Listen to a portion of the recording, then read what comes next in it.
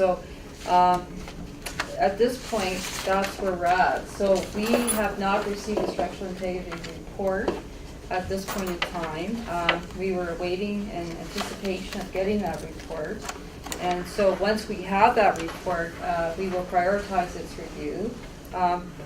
We want to, again, ensure that, you know, with scheduling or any opportunity to repair that property, we have a time frame, obviously, in cognizant too of our property standards bylaw. We also had to make sure the building was secure, so that's why we had, as we do, we have a procedure in place. And this is not a unique situation. Whenever we have fires, one of the first things that happens is, you know, the board ups occur to secure the site, to protect the, you know, obviously the property owner, so that their provisions are kept intact and that there's no entry into the building to cause any undue further, you know, problems, whether it's fires or anything else like that. So at this point in time, you know, our intent was to really make sure that if anyone's going into the building, that they have a proper approval, because we need to ensure public safety. We do not take this for granted. I know that we want to ensure that, you know, we can bring the property up to property standards. So at this point in time, if there's any further questions, I will turn it over. I've got with me the staff now. The inspector issuing order, okay, Barry Suzak is with us here. He can review the order with you if you wish. Also with us are the two managers of inspections. So Rob Bailey and Dan Lenardi. Dan was there the evening of the fire. Rob had some interaction as well through that evening. And the very next day, as was mentioned, I went to the site with Rob. So if there's any specific, again, with the order that we issued, I'd like to say that at this point we need to focus specifically just on the order, because that's the authority that this committee has. That's why we're here. So we're focusing on the order that this property, we agree, has suffered extensive damage through fire and water damage. The two defects that have been identified here, and the remedies or the corrections are what we've identified, and we feel that those, you know, those are achievable. And we need to be very clear that in terms of timing, with the weather changing, we know that we're entering into the fall season, and we know that following fall is winter conditions. So we rather suspect that, you know, this we felt could have been done prior to today's meeting. However, that's where we're at today. Getting back to some specific questions from legal, assessments and things that are on the table of monies, can those be waived? Well, okay, thank you, Mr. Chair. As far as the fine, yes. And I have the authority as department head to waive that fee. Under the circumstances, I'm prepared to waive that fee. Okay. The fire circumstances, yeah. Question, who's first? Go ahead. I'll go second. Mr. Suzak. Yes.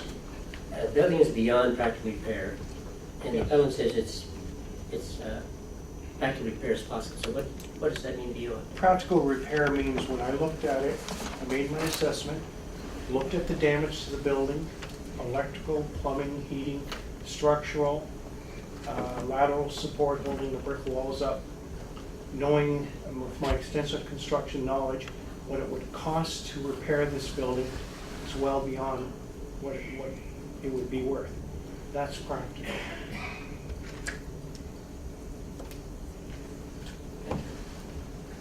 I have several questions. Brief. My first question is, has the building department issued any other orders to repair immediately after a fire has happened at a property under bylaw 147/2011 and issued a fine under that same bylaw? And I can go to any one of the four. first off, it's not a fine. There's no mechanism under the property standards bylaw or the building code to levy fines. The municipality can't levy fine. Okay. Only the courts can levy fine. These are an administrative fee. The administrative fee is a fee to do the review and issue the order, which was approved by council.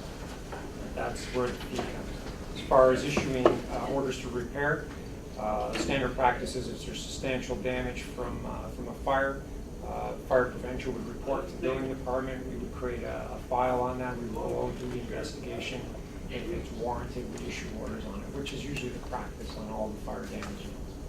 My question was though, since this bylaw came into effect in 2011, has the building department issued an order to repair immediately following a fire, followed up by the charge of $225? Yes. Okay, and do you know approximately how many times? I do not have that number for you. Okay. We can report to the committee for you. Who is in charge of the actual property right now? Is it the building department or the fire department With respect to access to the property? that would be the fire Fire department. Now, the reason I ask that question, on the notice that's taped on the door, under section 15 of the Fire Protection and Prevention Act, it states that the building department deemed the property, let me look for the exact words.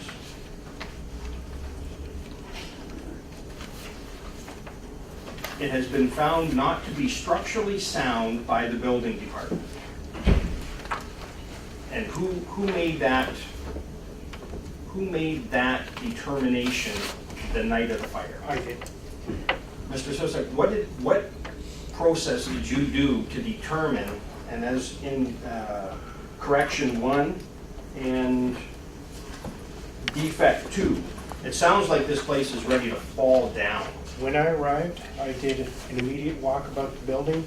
The front, lower gable, windows were blown out. There's charring at the upper gable. There was some burnout at the back of the chimney and burned through.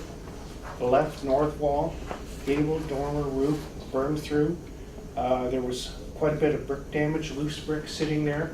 When brick is superheated and then it's hit with cold water, it causes damage to the brick and the mortar.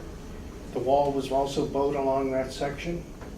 When I looked up on the roof, the rear of the roof was completely gone, and ceiling joists were also gone, which causes a problem where you no longer have lateral support to the outer walls. At the rear, the roof was completely gone, showing brick damage, no ceiling joists, nothing to hold the back wall in place. Then when I went to the right-hand side, the rear roof was gone, dormer burned through, rafters were gone. The rafters were held up by the chimney, which I suspected to have damage. I made a decision that knowing the amount of fire that I saw, 300,000 some gallons of water had been pumped into the building. The age of that building tends to indicate its balloon framing, which means the wall studs run from the basement to the attic area, and it also means the floor joist cavities are open. Any fire, any water can run down there into those cavities, causing damage. Extensive electrical, extensive heating and plumbing damage. These were my suspicions. I went up into the aerial bucket. The fire department brought me up to have a look, an aerial view. This confirmed my suspicions, and it was my decision. It was unsafe to enter.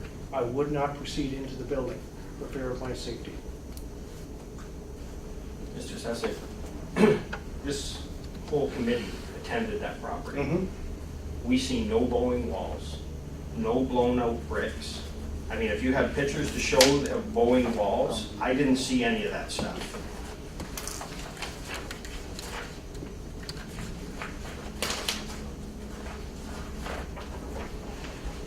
Where you got the window?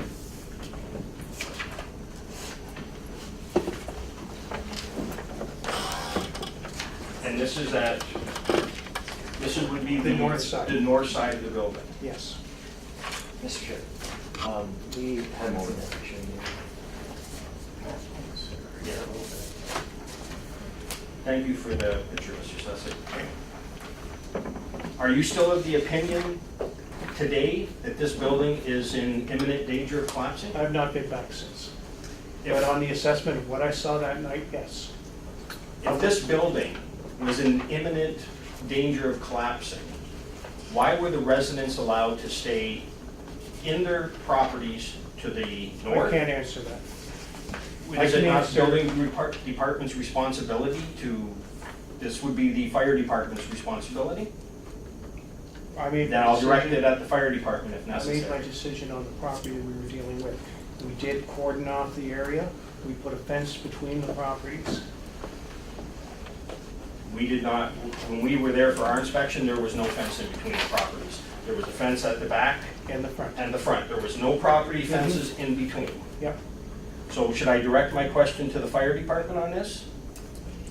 As to why the if this house was, the documents that are before this committee have clearly stated that this property was in imminent danger of collapsing. Mr. Chair, as a point of clarification, I'd like to again clarify that this order that we're dealing with does not indicate that it's imminent danger of collapse. This order to repair, it's not If an I may imminent. read from The the owner order. wants to repair it, we're trying to get to the repair aspect of Understand it. that. That's Get not to the the point. point. I have some questions here. And one of my questions is, this is what it says in the order. May require temporary structural support to ensure there is no collapse. That to me is very serious for community safety. So my question was, who had control of the properties and who allowed the people in the north and the south to remain in their residence when at the time this report was done, that they were allowed to remain?